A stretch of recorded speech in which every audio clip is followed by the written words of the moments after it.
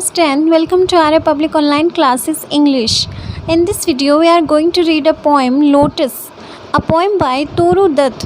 Toru Dutt is a Bengali translator and poet. Screen पे आप सब लोग देख सकते हैं एक ब्यूटीफुल पिक्चर है लोटस की। लोटस क्या है? हमारे इंडिया का नेशनल फ्लावर है और ये क्या है? बहुत ही सेक्रेड फ्लावर है। मीन्स ये बहुत ही रिलीजियस है, धर्म से जुड़ा हुआ है। धर्म से जुड़ा हुआ इसलिए है क्योंकि हमारी जो गॉडेस लक्ष्मी जी है उनका ये सिटिंग प्लेस है और ये हमारी जो इंडियन आर्ट एंड जो माइथोलॉजी है उसमें ये बहुत ही यूनिक पोजीशन रखता है। ये जो फूल है कमल का, और ये क्या है? ये बहुत ही एक ऑस्पिशियस सिंबल है, बहुत ही एक शुभ प्रतीक है। हमारे जो इंडियन जो कल्चर है उसका, ये हमारे इंडियन कल्चर को यहाँ सिंबलाइज़ कर रहा है।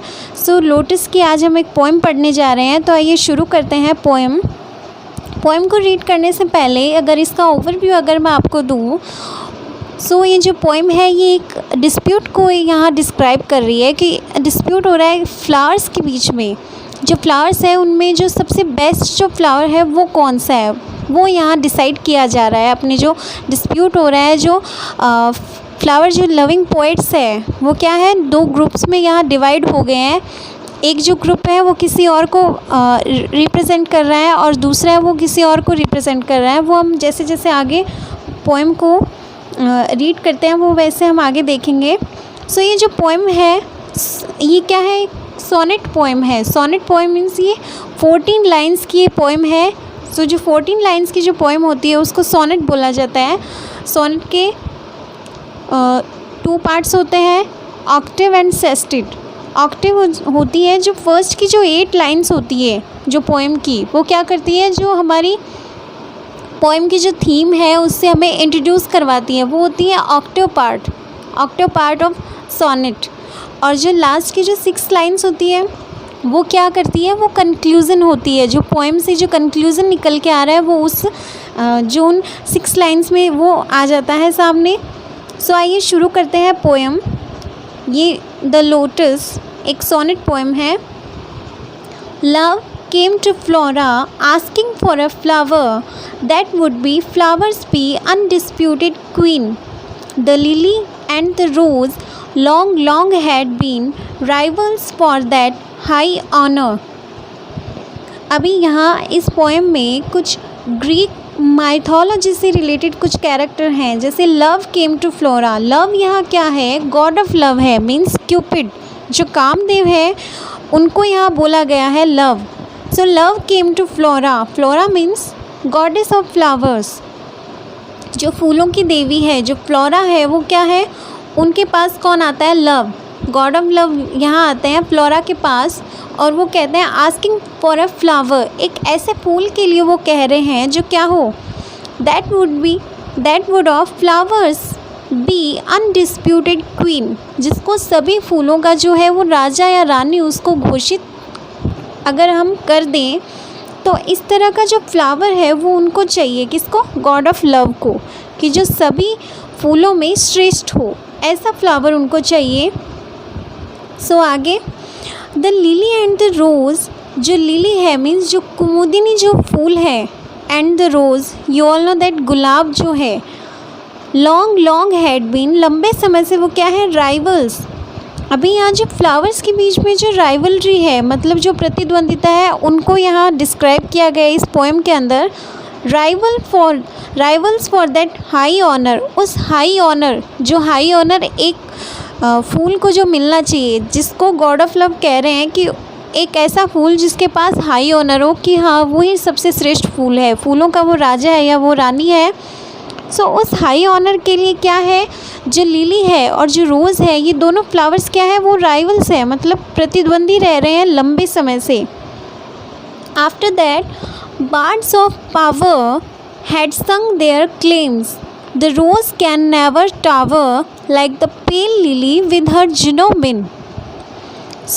यहाँ क्या है, bards of power जो है वो क्या है? bards of power means जो eminent जो poets हैं, loving जो flowers के जो प्रशंसा कर रहे हैं, अपने अपने जो फ्लावर्स उन्होंने डिसाइड किए हैं कि नहीं ये वाला जो है वो सबसे बेस्ट फ्लावर होना चाहिए। तो वो क्या है, दो ग्रुप्स में डिवाइड हो गए हैं। वो जो पोएट्स हैं उनके लिए यहाँ ये वर्ड आया है बार्ड्स ऑफ पावर। जो एमिनेंट पोएट्स हैं वो यहाँ क्या है, दो ग्रुप में वो डिवाइड हो गए हैं। हैड संग देयर क्लेम्स। संग का यहाँ मतलब है जो उन्होंने क्लेम्स मीन्स जो आर्गुमेंट उन्होंने किए हैं, मतलब जो उन्होंने दावे प्रस्तुत किए हैं किसके बारे में, अपने अपने जो दावे हैं, अपने अपने जो फेवरेट जो उनका फ्लावर है उनके बारे में। The rose can never tower. Tower means जो हाई प्लेस है, कि वो इतना ऊंचा नहीं हो सकता जो गुलाब है वो कभी भी। Like the pale lily. अभी जो ये सेकंड लाइन है, फर्स्ट लाइन में कह रहा है कि जो रोज़ है वो लिली की तरह कभी इतना ऊंचा स्थान नहीं उसको मिल सकता है।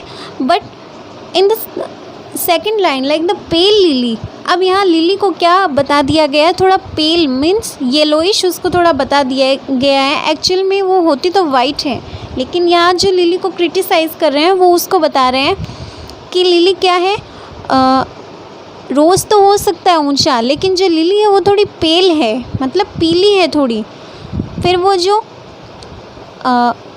फर्स्ट ग्रुप वाले हैं वो कह रहे हैं विद हर जिनोमिन मीन्स वो जो लिली है वो अभी जो लिली की जो तारीफ़ कर रहे हैं, जो एमिनेंट जो पोइट्स हैं वहाँ पे वो उसकी तारीफ़ कर रहे हैं। विद हर जिनोमिन मीन्स जो लिली है वो उनके ग्रीक माइथोलॉजिकल जो गॉड है जिनोमिन, जो बृहस्पति देव है उनकी तरह वो दिखती है। मीन्स यहाँ उसकी प्रशंसा हो रही है लिली की। उसके बाद में but is the lily lovelier. क्या जो लिली है जो कुमुदिनी है वो और भी अधिक सुंदर है, ज़्यादा सुंदर है क्या वो। This between flower factions rang the strife in साइकिस पावर। सो यहाँ क्या होता है, जो दो ग्रुप्स जो हैं जो डिवाइड हो गए हैं, दो ग्रुप्स में जो फेवरेट अपने अपने फ्लावर के लिए। सो वो क्या है, उनका जो डिस्प्यूट होता है वो एक स्ट्राइफ में बदल जाता है। उनके जो वाद विवाद हैं वो क्या करते हैं, रेंग द स्ट्राइफ, एक झगड़े में बदल जाते हैं। और वो क्या करते हैं, एक साइकिस पावर मीन्स एक ग्रोव ऑफ ट्रीज़ होता है, यानी वृक्षों का एक कुंज होता है। उसकी जो मतलब छाया में, उसकी शेड में वो आकर खड़े हो जाते हैं और अपने अपने जो क्लेम्स है वो करते हैं कि नहीं ये वाला जो फ्लावर है वो बेस्ट है, दूसरा वाला कहता है कि नहीं ये वाला फ्लावर बेस्ट है। उसके बाद में जो गॉड ऑफ लव है वो कह रहे हैं, और इन सब के बीच में जो फ्लोरा है जो गॉडेस ऑफ फ्लावर्स है वो क्या कर रही है, वो शी कुड नॉट डिसाइड, वो डिसाइड नहीं कर पाती है कि मैं जो गॉड ऑफ लव है मैं उनको क्या दूँ, वो मैं उनको लिली दूँ या फिर मैं उनको रोज़ दूँ, कौन सा जो फ्लावर है वो बेस्ट है। वो इस तरह से इनके जो झगड़ा होता है, इनका जो डिस्प्यूट है उसमें वो डिसाइड नहीं कर पाती है कि कौन सा फ्लावर है वो बेस्ट है सबसे। सो अभी जो गॉड ऑफ लव है वो कह रहे हैं give me a flower delicious as the rose and stately as the lily in her pride.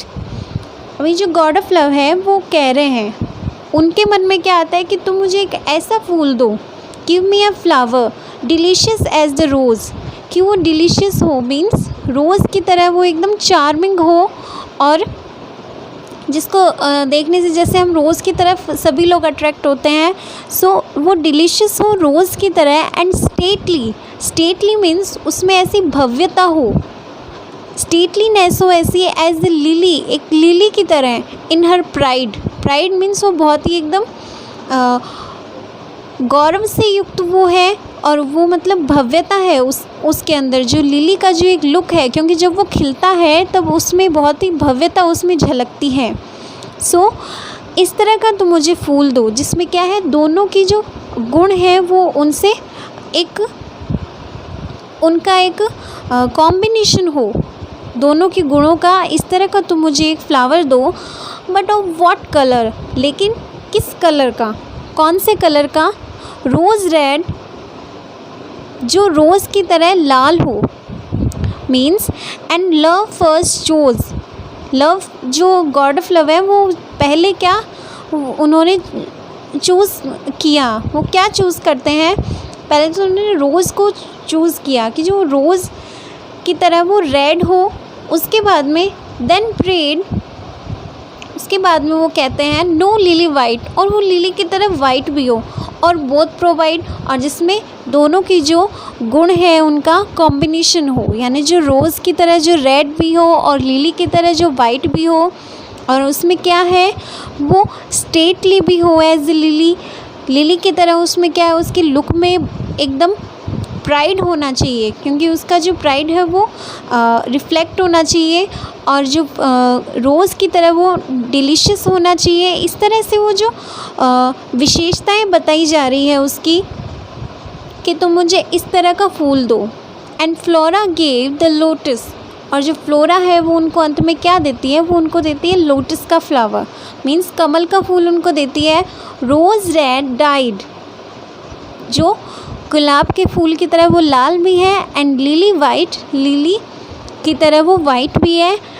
And क्वीनलीस्ट flower that blows, और वो जो जब ये फूल खिलता है तो ये सभी फूलों का क्या है, एकदम रानी की तरह ये लगता है।